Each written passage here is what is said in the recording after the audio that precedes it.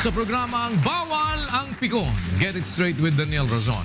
Isa po sa mga pinaka-kontrobersyal na issue ngayon, pinag-uusapan pa rin. Pero yan, dugtong-dugtong na yan noon pang panahon yan ng nakaraang administrasyon. Problematic na ho tayo tungkol dito sa transportation.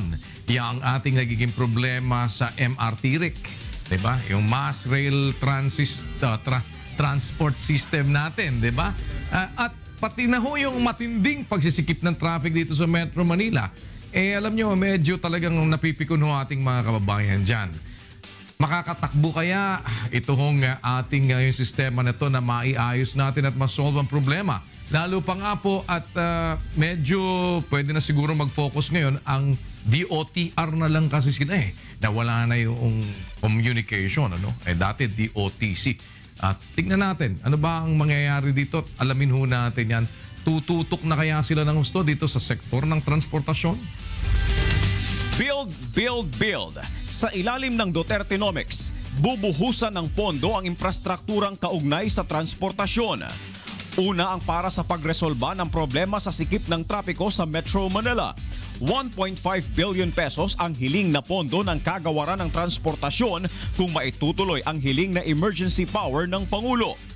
48 bagon ng Metro Rail Transit o MRT3 ang inaasahang magagamit sa susunod na taon upang mas maraming pasahero ang mapaglingkuran ng mass rail system na ito.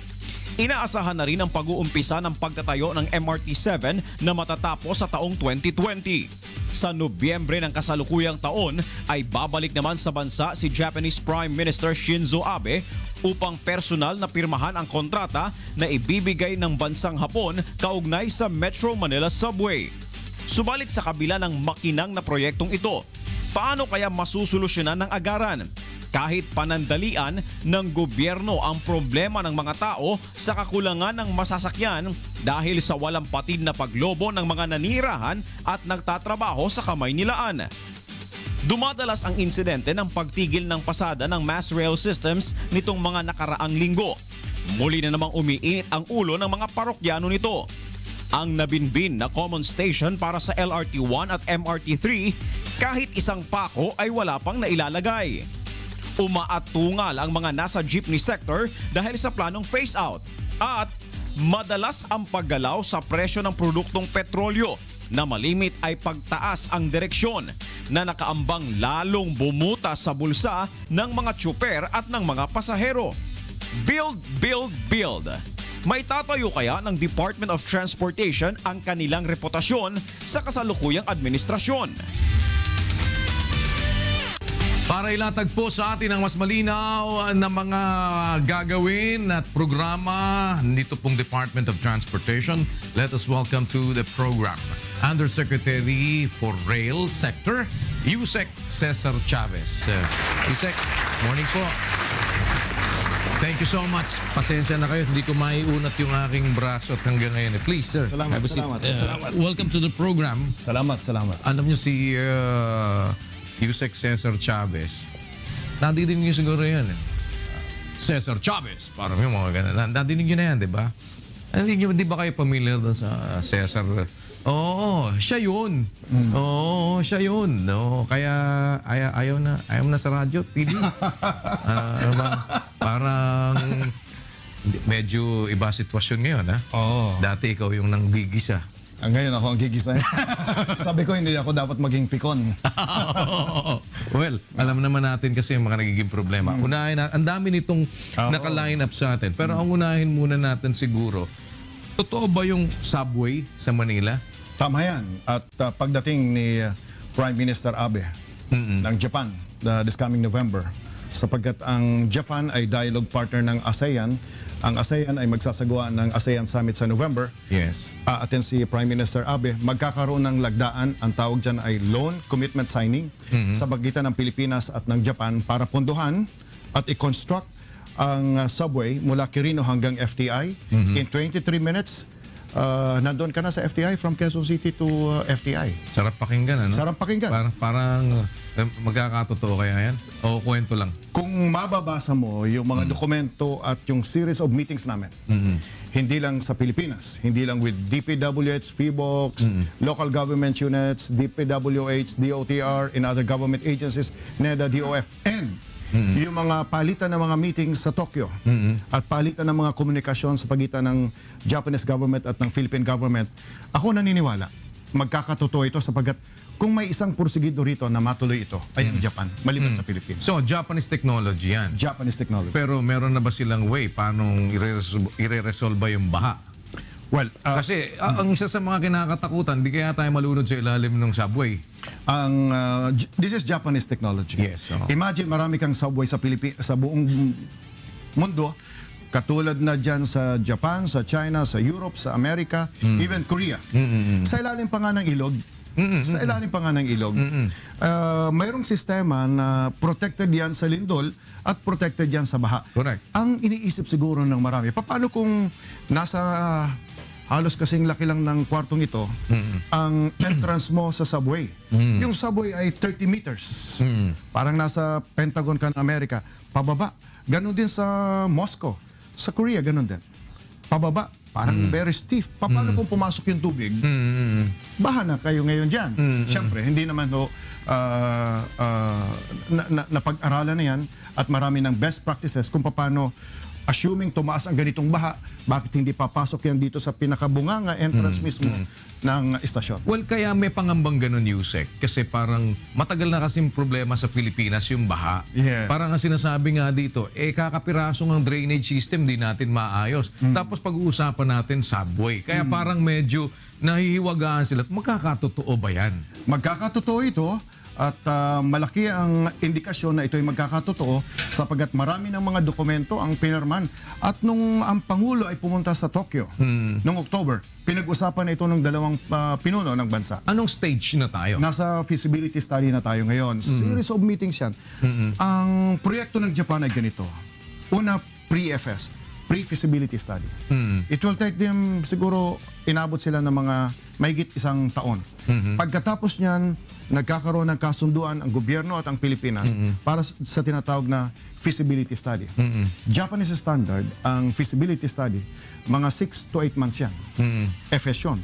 Yung FS ay isasubmit sa NEDA. Yung NEDA approvals, 3 level yan. NEDA Infracom, mga engineers, mga technicians, mga eksperto. Pag nakapasa yung subway doon, i-elevate yan sa tinatawag na NEDA ICC. Yung NEDA ICC ay yung cabinet committee yan ng economic managers. Yung mga ekonomista lang, kasama si Secretary Dominguez, Secretary Pernia, Jokno, Secretary Tugade, economic cluster. Once na na-approve sa level na yan, ibig sabihin, pinag-usapan doon, economically, okay ba to? Based doon sa rekomendasyon ng NEDA Infracom, okay ba ang infrastructure? Na maliwanag ba na kapag ang lindol ay 5, 6, 7, or 8, safe ba tayo sa baba? Kapag ka mayroong baha, ganitong metro, kataas, safe ba sila? Yung distansya ng bawat istasyon, tama ba yung presyo? Tama ba yung pagpasok? Komportable ba? Yung signaling system, tama ba? Yung rolling stock, prepared ba ang mga tao? Around 500 people will be trained immediately. Kapag ka nagsimula na yung project, ready na ba sila? Once na ready na yan, i-elevate yan sa NEDA board. So, are we done with all of this? Not yet. So, asan lang tayo? Pre-feasibility study granted by Japan, walang gagastos ang gobyerno, at pag nasa loan commitment signing tayo. So, malayo pa tayo sa katotohanan. Dahil ang sinabi namin sa Build magsisimula ito 2019 at matatapos ito 2024. So, 2019, 2 years from now. Yes, sapagkat Japanese standard, ang detailed engineering design, yung detailed engineering design, hindi lang yung simpleng paglalagay ng ayos ng kung saan ang istasyon, paglalagay ng riles, ng concrete sleepers, paano yung protection mo ng hangin, kapag ka nagkaroon ng counting sakuna, paano yung... it will take 18 months, Japanese standard. Para ma-procure mo ang consultant, ang general contractor, after 18 months of detailed engineering design, you will have another 8 months para doon sa procurement lang ng general contractor. Why 8 months? Yung bidding natin, 3 months lang sa Pilipinas. Bakit 8 months? Sapagkat yung contractor kailangan, ito na yung detail engineering design, sasabihin ng contractor, pag-aralan namin, tama ba yung signaling, relays, yung posisyon ng relays, yung distansya, yung istasyon, yung electromechanical, yung trucks, yung operation and control center. Lahat yan, pag-aaralan nila.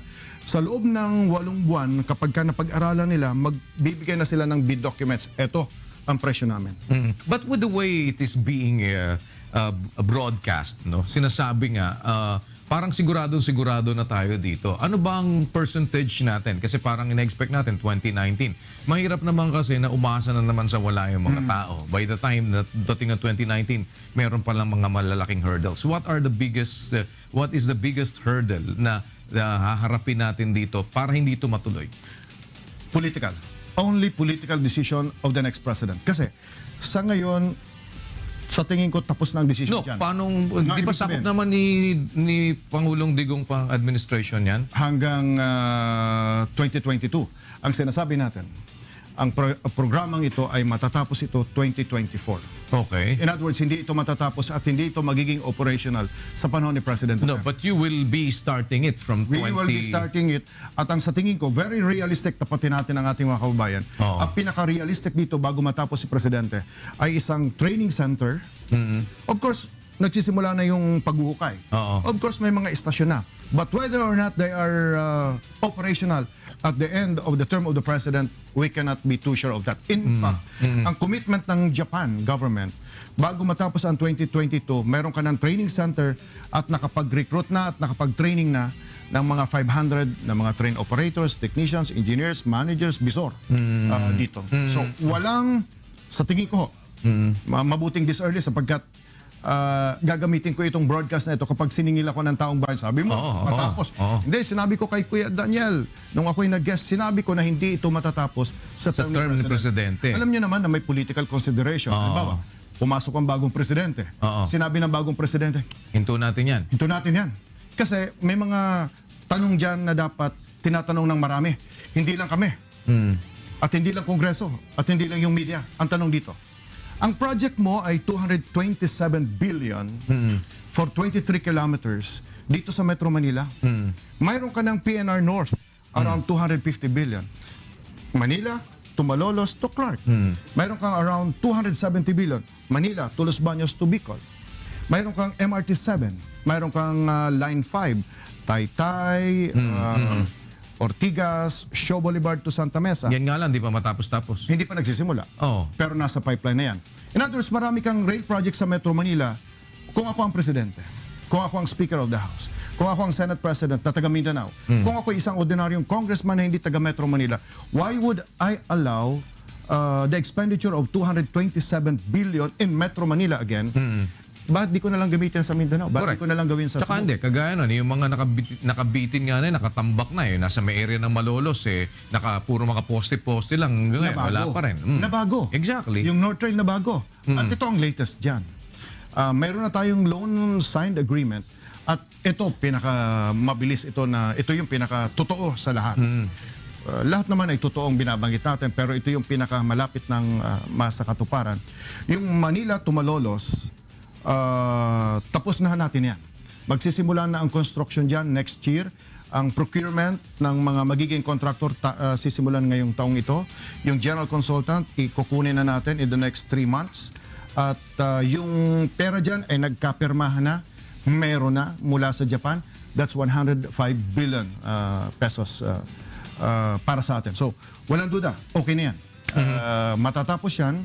Ang hiling ni Secretary Tugade, upon the notice to proceed sa contractor, dapat matapos ng 3.5 years. So, ibig sabihin, within the, ng Presidente, administrasyon pa ng Presidente. Walang duda, so, yung dito Manila pwede to Malolos. Pwede ka na singilin dito. Sa Manila, Malolos, pampatatapos yung tren natin. Yes, hindi lang yon. Ang pwede mo pang singilin sa amin ngayon, yung MRT-7. Okay. Yung MRT-7, North Avenue, nakataas yan sa pagitan ng Trinoma at ng SM. Unti-unting bababayan sa tapat ng veterans. Iilalim yan sa unang estasyon ay Quezon City Circle, underground. May estasyon dyan. tuloy-tuloy yan underground sa opposite side of Techno Hub. Magkakaroon dyan ng UP Diliman Station. Tapos unti-unti siyang aangat sa Tandang Sora. Viaduct na yan, elevated. Tapos dire-diretso na yan ng Fairview, kaya may trapiko ngayon. Nagkaka-traffic tayo sa Regalado, Commonwealth Area, Fairview. Sapagkat ang isang istasyon dyan ay sa Fairview Mall, then Regalado, tapos SM Fairview, papunta ng Sacred Heart. Talaga magkaka-traffic dyan. So kailan natin matatapos yun? Ang deadline, dapat matapos sila ng 2019. Pagkatapos ng programa mo, babalik ako sa opisina sapagkat nagre-request yung contractor ng MRT na gawin 2020. In other words, yung MRT-7 tapos ito sa panahon ni President Sa panahon ni President Duterte. So 2020, sabi mo na 2020 na-extend, pero babalikan pa din kita doon kung hindi matapos. Kaya hihingi ako ng kopya para sasabihin ko sa kanila, eto, commitment ito eh. 2019 or 2020, di ba? 2020. Pero dapat sana 2019. Mayroon pang isa. Dito, ngayon pa lang sasabihin kong nasa 60% ang paniniwala ko. Mayroon tayong Line 8. Yung Line 8 naman, kung mayroon tayong underground station sa may UP Diliman, opposite side of Techno Hub, may hahalik dyan na isang istasyon, Line 8. Underground din. Tapos papunta rin siya ng Quezon City Circle. Underground din. Tapos EDSA Quezon Avenue, underground din. Unti-unti siyang aakyat sa Delta. Roses, Araneta, Banawe, Welcome Rotonda, Antipolo, UST, Lerma. Line 8. Nagkaroon na ng Memorandum of Understanding dyan sa pagitan nung ang ating Pangulo ay pumunta sa Malaysia. Hanggang kailan naman to? Na-approve na yan ng Philippine National Railway. Mamaya may board meeting tayo, alas 2 ng hapon. At pag-uusapan uli yung naging approval sapagkat kapag ka na-certify na na-approve na ng PNR board, yung project na yan, publikasyon ko sa opisina ko at ni Secretary Tugaden na reviewin at ipadala sa National Economic Development Authority. Ang target dito, 2021 tapos na rin. 2021. Pero sinabi ko 60%. 60%. Bakit 60% lang? Kasi ito ho yun. Dapat So ibig sabihin pwedeng mabulilyaso dahil may 40% pa, malaking percentage pa din yun. Ito ang dahilan. May nauna nang inapprove ang NEDA, ang gobyerno. Anong inapprove ng NEDA? Na magkakaroon tayo ng BRT, Bus Rapid Transit, dito sa Quezon Avenue, Spania. So tanong, ano ba talaga ang gusto niyo gobyerno? Bus Rapid Transit dito sa Spania, Quezon Boulevard? O isang tren? Pwede, ang sabi ng mga eksperto, pwedeng magkasundo at pwedeng sabay. Ang problema, during construction period, mag-aaway-away yan. Pangalawang problema, ridership. Mag-aagawan yan. Kung ako ay private sector at mag-ooperate ako ng BRT, hindi ako komportable na may LRT. Kung ako ang LRT na mag-ooperate, papunta ng hindi ako komportable na may BRT. We really have to decide. Ang posisyon ko. Which is which? Ang posisyon ko at sa araw na ito, at hihingi nga ako ng kopya para sabihin pag siningil ako, 6 years from now, 10 years from now, ang posisyon ko, huwag dapat ituloy ang BRT. Dapat relax. Bakit? Unang-una, bahain yung Espanya. Okay. Pag BRT mo yan, babahain talaga yan. Pangalawa, pag BRT, upgrade yan. So every time na dumadaan yan, hihinto. Yung Examiner, yung Delta, hihinto yung Roosevelt, Araneta, hihinto lahat yung mga jeep dyan o mga private vehicles. So ang importante dito dapat elevated para tuloy-tuloy ang daloy ng mga jeep, pampasaherong sasakyan sa baba. Well, Yusek, masarap pakinggan ano. Unang-una dahil ikaw ay dating broadcaster. Pero isang bagay lang, para kasi maniwala kami at yung mga taong nakikinig, ang dami natin na to na niyayabang natin. Ano? Para hindi namin sabing, yabang niyo lang yan. Eh yung 48 bagon nandito na, hindi nyo pa mapatakbo tapos ang dami nyong kwento. Before you answer that, we'll pause for a break.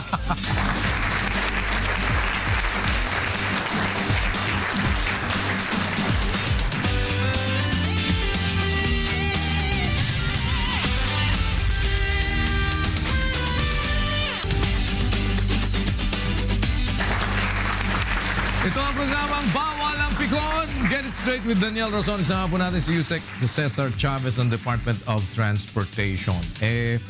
Dami ho natin sarap pakinggan, di ba? Kaya lang, para hindi naman masabi ng tao, yabang lang yan, hindi naman mangyayari yan. Dahil 48 bagon meron tayo ngayon nandito. Nakatambak di natin nagagamit. Yung MRT natin, panay yung tirik. hindi natin maayos-ayos. Ang dami ng mga problema. Yung mga sumasakay, haba-haba ng pila. So paano nyo kami makukumbinse? Ba't ito nga yung mga 48 bagon, hindi nyo mapatakbo? Bago ko sagutin yung 4 na bagon at MRT, ako ho ay 6 na taon naging Deputy Administrator ng LRT. Sa panahon namin, kami ang nagpapatakbo ng Line 1 at Line 2. Hindi tulad ngayon, ang LRT ang pinatatakbo lang ng Line 2 sapagkat privatized na yung Line 1. Yes. At nung panahon ko, ako lang ang Deputy Administrator. Ako ang humawak ng procurement, ng planning, ng operations, pati na ang safety and security ng tren. Ano ho ba nagawa natin? Track record ho namin ito at hindi naman ho sa pagmamayabang. Sa panahon ho namin, na-extend ang monumento to SM constructed in 1.5 years. Kasama ng NEDA approvals, 2 years, we completed that. Ano pa ang isang track record namin? Sa panahon namin, sa LRTA, ay bumili kami ng 48 trains sa Japan. Pagdating dito, umandar sa panahon ho namin. Sa panahon ho namin, nung nasa LRT tayo, wala kayong narinig na iskandalo. Wala rin kayong narinig na pagtirik. Yung binagit mo kanina, MRT Rick. Pwede diba? ko bang gamitin din yan? Pwede. Di ba? MRT. Ngayon ko lang ko narinig yan Nung panahon namin, walang tirik Saka nung panahon namin, kung sakasakaling may tirik, nawawala na kami ng mukha. In fact, sa Japan, kapag ka tumirik yan ng mga 30 minutes, dapat nagre-resign na yung mga opisyal. Hindi naman naghaharakiri dito pakapalan ng mukha yata At least, nung panahon namin, nakita namin na kaya naming magawa yung aming ipinapangako. Alright. Bakit ho ba hindi pa mapatakbo ang 48 Dalian trains? Unang-una, hindi ho namin kaya na patakbuhin ito sapagkat may 3 problema. Unang problema, signaling system. Hanggang ngayon, hindi pa maayos ang signaling system. Even assuming maayos ang signaling system dito, ang instruction sa akin ni Secretary Tugade ay huwag patatakbuhin yan hanggat walang international third-party certificate na nagsasabing safe to operate yan. Bakit ito? First time kong babanggitin sa programa ho ninyo. First time kong babanggitin sa publiko. Na nung kausap namin yung ilang mga eksperto, halimbawa, itong problema ng MRT, kapag nagkaroon ng pagpapalit, pwede ba kayong mag-maintain ulit? Banggitin na natin ang Sumitomo. Sabi ng Sumitomo, pagka kami uli ang mag-maintain yan, definitely hindi namin patatakbuhin ang Dalian. Sabi namin. Bakit? Kasi marami mga structural defect, may mga technical defect na hindi compatible sa Riles at hindi compatible sa ibang mga tren. Imagine, Sumitomo ito. Mataas ang credibility. Siya mismo ang nagsasabi na kung sakasakali, magkakaroon ng pagpapalit ng maintenance contract at kung sakasakali din na sila uli ang maging maintenance contractor, ang isang kondisyon nila, wag naming patatakbuhin ang Dalian train. Sa pag-aaral ho namin, independent consultant, MRT engineers, hindi pa ho ready ang 48 Dalian train para i-operate dito sa linya sapagkat self-serving ho. Kapag ang Dalian ang nagsabing, ready na yan, may signaling na, okay na ang signaling, pwede nyo nang patakbuhin, self-serving ho yan. Kaya kinakailangan mo ng third-party international certification na yan ay safe. So, nagsayang tayo ng pera dito? Kasi una, may sinasabi pa silang problema doon sa power supply. So, even if marami, ibig sabihin, ang dami hong naka-riddle dito ng sobrang daming problema. Ano to? Ano bang option nyo dito? Patatakbuhin nyo pa ba to talaga o tapo na lang yan? Ang interest ng gobyerno ay kung ano ang interest ng bayan. Kung may train dyan, dapat tumakbo yan at dapat patakbuhin yan. Ang sinasabi natin, inaayos natin yan. Tuloy-tuloy ang meetings natin, tuloy-tuloy yung mga technicians, yung mga eksperto nila na napunta na rito, yung eksperto ng Bombardier signaling experts from Thailand, nandito na. Yung ibang eksperto ng Chinese company, nandito na rin. Katulong yung mga local engineers natin. Ang interest natin ay patakbuhin yan. Pero gusto ko sanang liwanagin pa ang isang, baka humagalit ho kayo, yung mga nakikinig sa atin.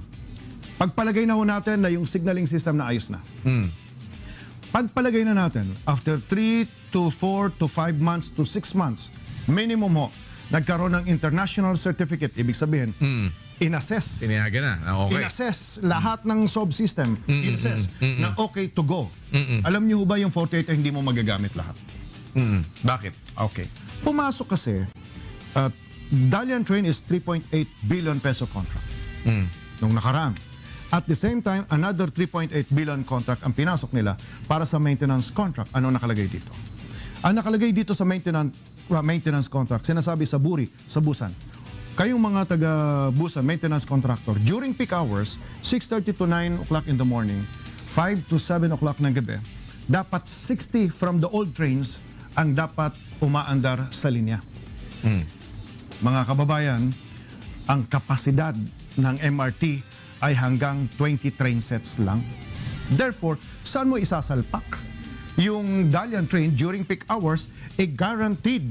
Sinasabi ng gobyerno, sinasabi ng kontrata na yung 60 mula sa 72 old trains ay dapat nasa linya. Kung ang capacity ng MRT mo ay 20 trains lang. 60 divided by 3, tatlong bagon, 20 trains. So anong solusyon natin?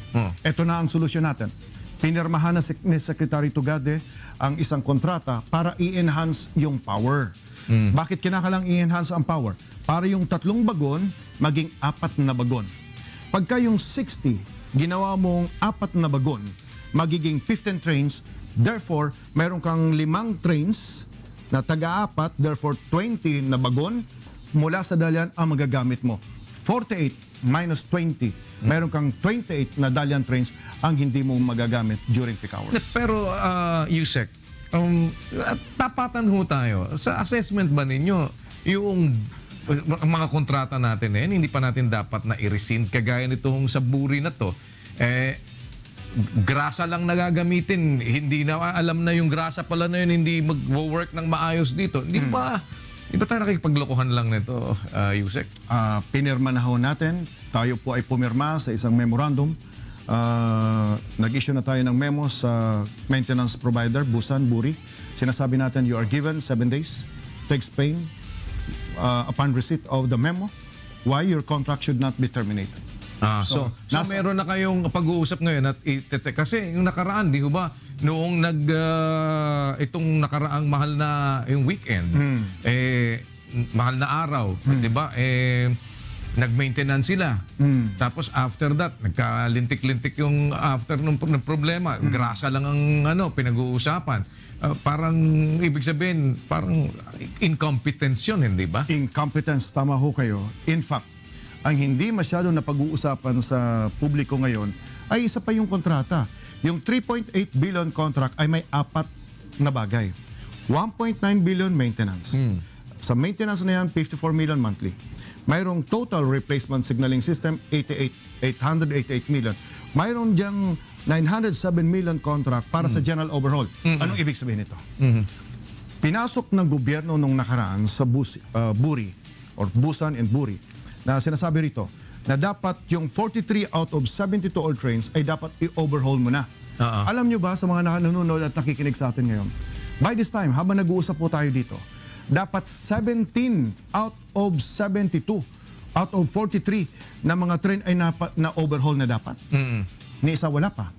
Imaginein mo kung na-overhaul mo na ang 17 na ito, nabawasan mo ng todo-todo yung pagtirik ng tren sa MRT. Bakit tinitiis nyo pa? Ni isa ay wala pa ho silang naisasubmit. Bakit nga tinitiis nyo pa yan? Hindi na ho namin natinitis at hindi na namin matiis kaya tineterminate ho namin. So ito... May proseso kasi ang termination. Okay, gaano katagal po ang proseso na yan para ma-terminate yan at meron ba tayong ipapalit na magme-maintain ito kung sakali who will be competent enough para maiayos yung ating maintenance? Anong instruction sa amin ni Secretary Tugade?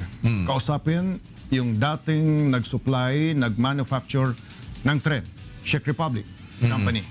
Yan yung CKD na tren. Pangalawa, kausapin yung Sumitomo, yung dating contractor. Pangatlo, kausapin mo yung mga kasama mo dati sa LRT kung anong maitutulong sa kanila. In other words, without giving details, may mga nakalatag kami ng mga contingency measures para dito. Pero masasabi nyo na yung pagkakabili natin sa 48 bagon, yung pagkakapasok natin sa kontrata dito sa Buri, mali? Sa tingin ko ho, mali. Yung pagkakapasok ng kontrata na 3.8 billion at pagkakapasok na para sa maintenance and other projects at pagkakapasok ng another 3.8 billion para bumili ng Dalian trains ay mali, minadali at mali ang proseso. Halimbawa, alam niyo ho ba na maliban doon sa general overhaul at maintenance contract, mayroon tinatawag tayong 888 million total replacement signaling system project. Okay. Tandaan ho ninyo ang nakasulat sa kontrata, total replacement of signaling system. Mayroon tayong tatlong klaseng signaling system sa MRT, sa LRT. Yan ang experience ko na ako ay Deputy Administrator. Ito ang magpapatunay kung bakit safe ang pagsakay sa tren. Unang signaling system, wayside. Sa trucks, kapag may broken rail, makikita yan ang signaling system, maa-absorb, nag-uusap yung mga signaling system, maa-absorb, may diferensya doon, huwag kang tumuloy. So, ihinto yan ng driver. Doon mismo sa tren, kapag ka may problema sa aircon, may problema sa pintuan, May nakabukas na pinto. may nakabukas na pinto, nakikita dapat ng signaling system yan. Ihinto ang automatic train protector. Mayroon sa control center, pangatlo. Okay, pumasok ang gobyerno sa isang maintenance contract na sinasabing yung bombardier, lahat ho itong signaling system ay bombardier. Kailangan itong bombardier signaling system ay upgrade. So gumastos tayo ng 54 million para sa control center. Sa ATP, mga 50 million din yan na para i-upgrade, bombardier din. Bumili ka ngayon ng Dalian train, 48 na hindi mo pa ginagamit, ang total amount ng signaling system na inilagay sa 48 na train na yan ay 328 million. Lahat yan ay bombardier. Pumasok ka sa isang kontrata, 888 million, na lahat itong bagong ito iwa-wipe out mo at papalitan mo ng bago. Aba, di parang bumili ka ng wala. Bumili ka Parang ng wala. nagsayang ka ng pera. Nagsayang ka ng pera. Okay, sa pag-aaral ninyo ngayon, dahil nung maupo kayo ngayon dyan, syempre tinitignan niyo po yung mga problema. Ang nakita niyo ba dito, meron dito talagang gumawa ng kalokohan, merong kumita dito, at meron dapat nahabulin ng mamamayan? Before you answer that, we'll pause for a break.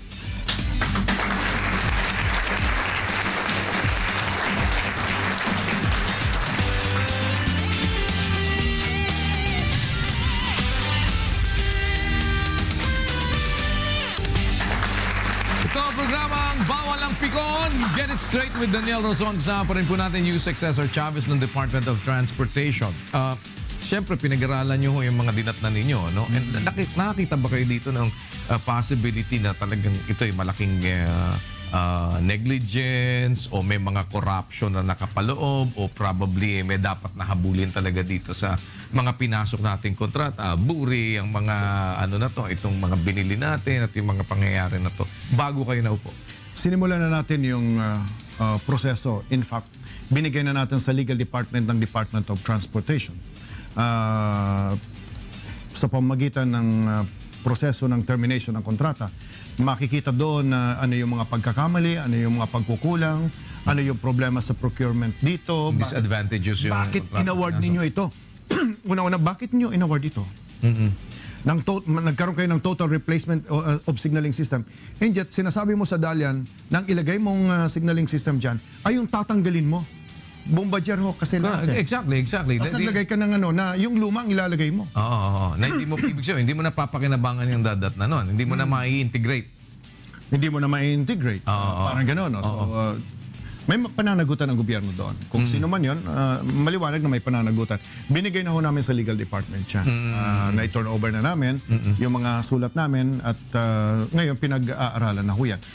Ino-observe natin dito yung due process. Kinakailangan magpaliwanag, yung mga dapat magpaliwanag bago magkaroon ng isang definitive position ang Department of Transportation. When are you expecting the answer from Buri with regard to your letter terminating their contract or asking them to explain why their contract should not be terminated? Next week.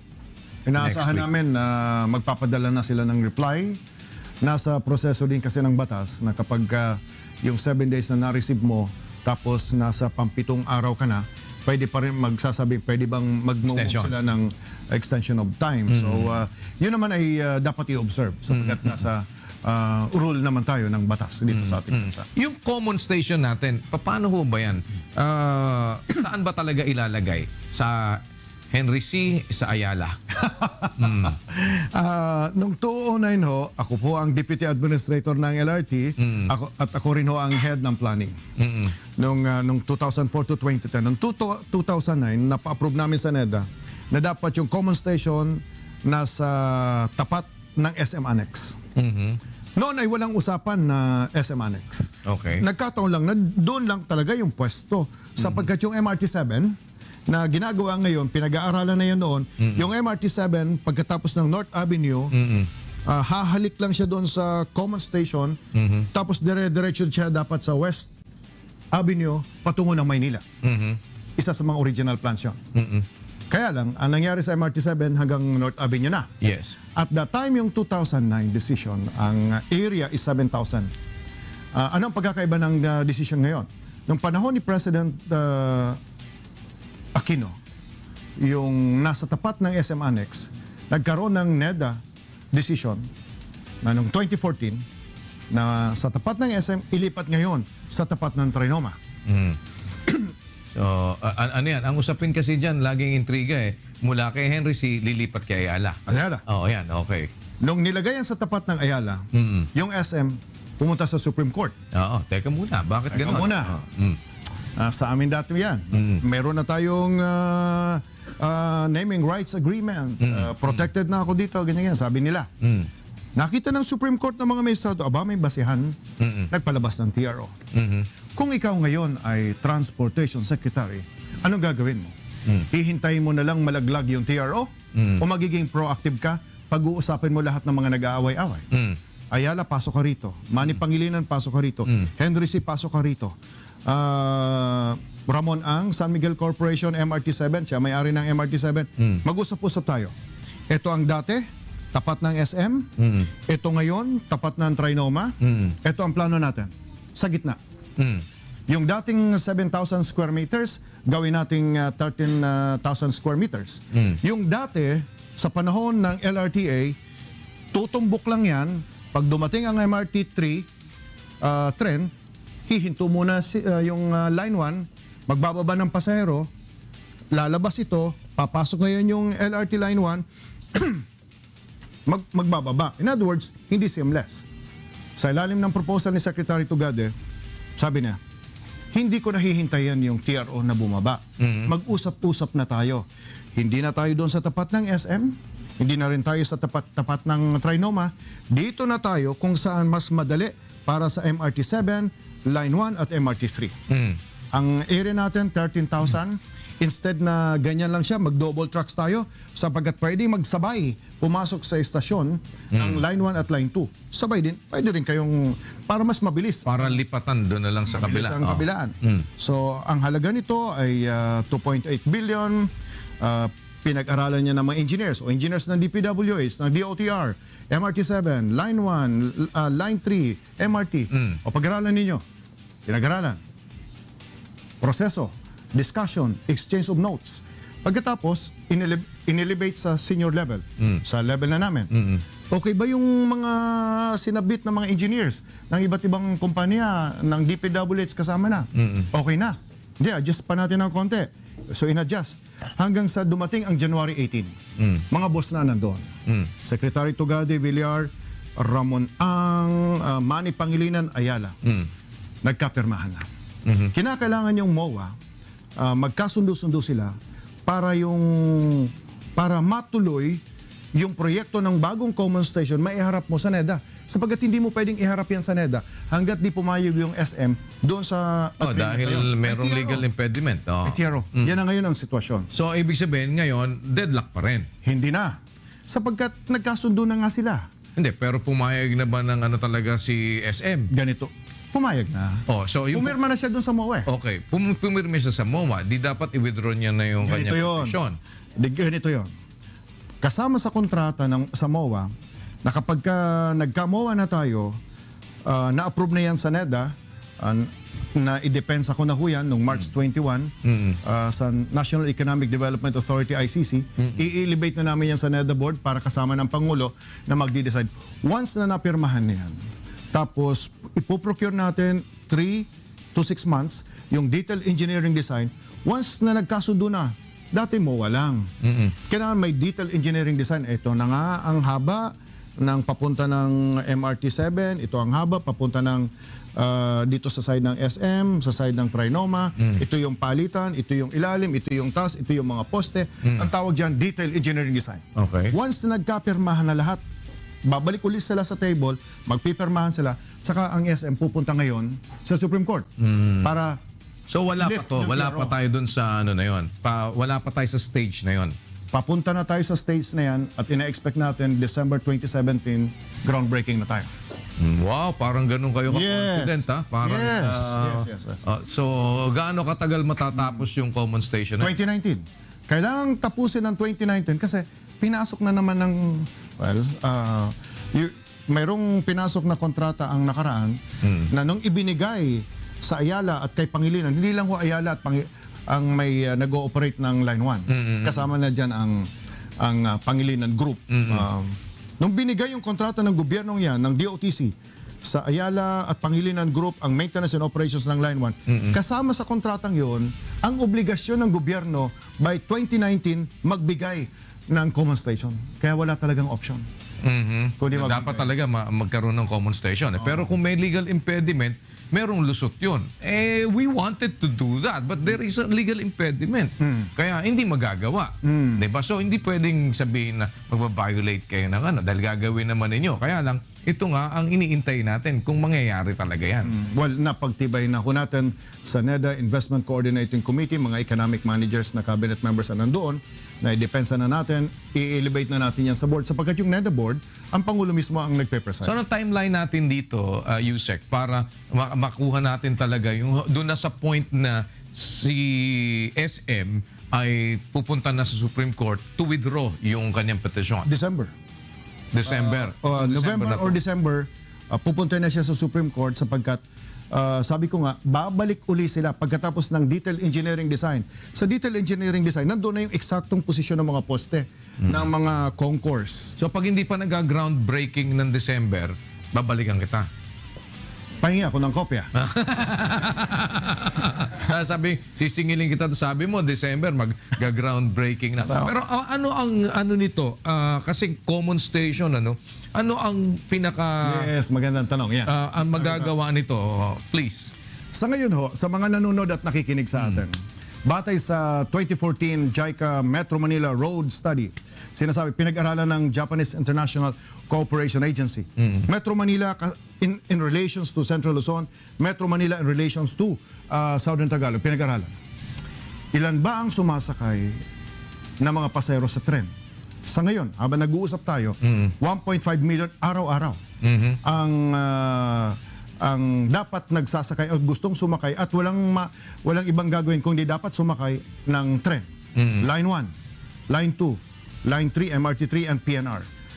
Sa pag-aaral ng JICA, by 2030 or 13 years from now, itong 1.5 million na sumasakay ng Riles ay magiging 9 million. Okay. Ganun kalaki yan, no? Laki, oh. O remember, pag matatapos natin ang MRT7 North Avenue hanggang San Jose del Monte, ang pasahero nito ay 600. 600,000 every day sa simula ng taon. Nag-grow yan. In the next 5 years, magiging 800,000 yan every day. Yung Line 1, sabihin na natin North Avenue, Roosevelt, patungo ng Baclaran, by May 4, mag-groundbreaking na tayo para i-extend natin yung Baclaran sa Bacoor. At sa susunod na taon, kung hindi man sa pinakahuling quarter ng taong ito, sisimulan na rin natin yung konstruksyon ng Bacoor hanggang Dasma. Alam niyo kung gaano karami yan. Yes. At the same time, mayroon kang rail project mula Tutuban patungo ng Clark. Totoo na yan. Hindi drawing ito. May perma na, may kontrata na, may pondo na. Tutuban hanggang Clark, ha? Yes. May pera na. Tapos yung Manila to Los Baños, connected sa subway yan. In other words, mayroon ka pang Line 8 na sinasabi ko 60%, pero yung iba, ako, naniniwala ko 99%, okay na yan. Nag-create ka ngayon ng opportunity. When you build, they will come. Nagkaroon ka ngayon ng opportunity para ang mga tao maging dependent na sa Riles. Yun ang naging dahilan kung bakit meron tayong subway at pinalalakas natin ang PNR North, PNR South. Mayroon tayong East-West Line, the Line 8, Line 7, may Line 6 tayo, may Line 5. At mayroon pa tayong Line 8 na pinopropose sa atin. Ito, pwede kong sabihin Nasa 10% lang sapagkat nasa initial stage pa lang So kami. itong common station natin, kung ako'y nag-LRT, pagbaba ko ng common station, pwede na akong lumipat ng MRT. MRT, Hindi na ako bababa at mag-jeep pa. tapos pwede kang lumipat sa MRT-7. Oh, ibig sabihin nga, gano'n nakadugtong-dugtong yon. Yes. At kung matutupad yung Espanya Quezon Avenue, hindi mahirap na makikinabang ka rin doon. From MRT-7, pwede ka nang dumiretso din doon. May connection din sa common station. In other words, ito yung pinakamalaking istasyon sa buong Metro Manila na pati yung PNR North, PNR South ay may relasyon. Sapagkat yung subway natin from Quirino Avenue, Mindanao Avenue, nakadugtong din yan sa common station. Pero ano po ang nyo, Yusek, ang inyong konsepto dito? Later on, mag-iisip din ba kayo pa-privatize yung lahat ng mga nasa gobyerno pa? O gusto nyo nang mabawi naman yung mga nasa private in some ways na pwede pang magawa kung sakaling posible pa yon? Ang panuntunan na sinusunod ngayon ng mga economic managers ni Presidente Duterte sa pamumuno ni Secretary Dominguez ng DOF, Secretary Pernia ng NEDA, Secretary Tugadi ng Transportation, Secretary Jokno ng Budget. Itong apat na ito, kasama si Secretary Villar. Itong limang ito, ang panuntunan nila ay ganito. Number one, yung konstruksyon ay dapat ODA, Overseas Development Assistance, or utang natin sa ibang bansa. Bakit ito? Sa isang maikling paliwanag lang ho. Kung ang konstruksyon ng tren ay ibibigay mo sa private sector, sa lahat ng pag-aaral, sa lahat ng dokumento, kinakailangan guaranteed, more or less guaranteed, na 12% ang kita ng private sector. Ipapatong mo yan ngayon sa cost. Rider. Samantalang kung overseas development assistance or government to government, ang tawag dyan ay concessional loan na 1%, pwede pang 2%, maximum siguro 2.5%, grace period ng 10%, maturity rate siguro mga 30 to 40 years. In other words, parang pautang ng kaibigan na mababa ang interest. Gobyerno ka ngayon, taong bayan ka ngayon, ang gusto mo? Private sector ang mag-construct niyan na papatong ang 12% na tubo nila. O yung iutang mo na lang sa international government, ang porsyento lang taon-taon ay 1% or 2% or 2.5% at mas mahabang maturity date of payment. Hindi, ang nangyayari naman po kasi pagka gobyerno na nagpapatakbo, ang sinasabi naman lagi, nalulugi. Hindi, ang sinabi ko lang, yung construction ay dapat ODA. Okay. Pero yung maintenance and operation, private sector, doon papasok ang PPP. So ngayon dito ang ano nyo pa rin, PPP pa rin to. Yung operation and maintenance. Sa operation and maintenance, private pa rin. Oo, mukhang naiisip mo na naman yung maintenance operator ng MRT. Okay, kasi pag pumasok na naman, yun na naman ang bago, babalik na naman tayo sa old problem. Well, tapos ngayon, ang kasunod ngayon ho niyan, since private yung mag-ooperate, ang mangyayari na naman ngayon, mataas na naman ang pamasahe. Diba? Dahil, siyempre, sabi ng gobyerno, hindi namin kayang patakbuhin, i-operate. Kasi mahihirapan tayong i-subsidize at nalulugi tayo, etc. So we need to give it to the private sector. Once nasa private sector, yung inaasahan nating makakatulong sa mamamayan, tataas naman ang pamasahe. Hindi ba ganun? Pwedeng ganyan ang pagtingin, pero ito ang aming paliwanag at ito ang direksyon. Okay. Ito yun. Sapagkat ang gumastos ay ang gobyerno dahil inutang niya sa ibang bansa yung construction. Therefore, hindi na ipapatong ito sa private sector. In other words, limited lang siya sa private and maintenance. Kumpara sa private sector, ang gagastos ng construction, iba yun, patong-patong at mataas ang pamasahe na siguradong tataas yung pamasahe dyan. So in other words, talagang walang chance na ito ay ang mag-ooperate mismo ay ang gobyerno? Wala ho sa ating policy yan ngayon na ang gobyerno ang magpapatabo except PNR. Halimbawa. And there will be no subsidy at all? Ang gobyerno, ang railway talaga subsidized. Halimbawa, sa construction lang, saan mo kukunin yung pera? Yes. Sa private sector, yari tayo, talo tayo. Okay. At walang private sector na mag-i-invest dyan. Talagang gobyerno kadalasan ang nag-i-invest dyan. So talagang in that alone is a subsidy. Pero ngayon, ang kasunod ho kasing magiging tanong ng mamamaya, at present, may inaabangan ba tayong pagtataas ng pamasahe sa mga mass rail transit natin? Because of all these bruhaha na ngayon ay hinaharap po ninyo ang problema na inyong gustong masolusyonan dahil certainly magiging usapin ho yung pamasahe pa rin. Meron bang tinitignan tayo ngayon dito? Napakaganda ho ng research ho ninyo. Nauna pa kayo sa maraming tao. Sa totoo lang yan, mayroon ng aplikasyon na itaas yan. Nasa mesa na namin. Sa nakalipas na meetings ay sapagkat yung gobyerno ay nagbigay ng guarantee na every 2 years dapat nagtataas. Ang ating patakaran dyan, ang desisyon ni Secretary, huwag tayong magtataas. Magtataas ba? Yun ang request ng private sector. Ang sagot ni Secretary, huwag muna. Okay, anong consequence? Kami ang magbabayad. National government ang magsusubsidize. Paano ito? Sa isang kontratang pinasok nung nakaraan, kapag every 2 years, halimbawa, magtataas ka ng 10 centavos. Kung ang 10 centavos, hindi ko sinabing 10 centavos. Ano? Yes. Pagpalagay na natin 10 centavos, 2017. 2019, 20 centavos. Then 2018, 20 centavos. 2019, 20 centavos. Mga ganon. Kapag ka hindi mo pinayagan yung private sector na sumingil ng karagdagang 10 centimos, gobyerno ang magbabayad. National government ang magbibigay sa Ayala, sa Pangilinan Group. Ito yung centavos na hindi ninyo siningil. Gobyerno ang magbibigay. Yun ang ginarantiyahan ng nakarang administrasyon. So ngayon, ang gagawin ho natin ganun pa rin. Tax ng gobyerno ang magbabayad imbes na yung mananakay ipapataw sa mananakay. So, inaamin po natin ngayon na meron ng petition for the increase, no? Ang nauna ho kayo sa research na yan.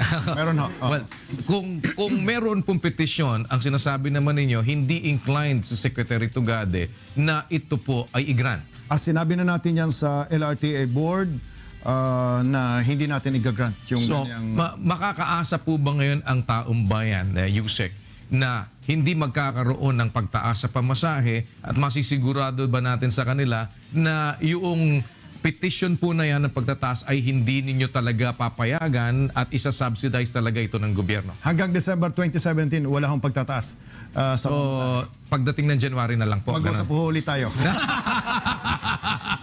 Ayaw ko namang pangunahan yun. Kasi ang decision mo na yung gano'n. Okay, so parang hanggang December, safe pa. Safe pa tayo. Pagdating ng January, ibang usapan na yun. So pagdating po ng unang linggo ng Enero, pwede ko po bang maimbitahan ulit kayo dito? Para singilin, ano?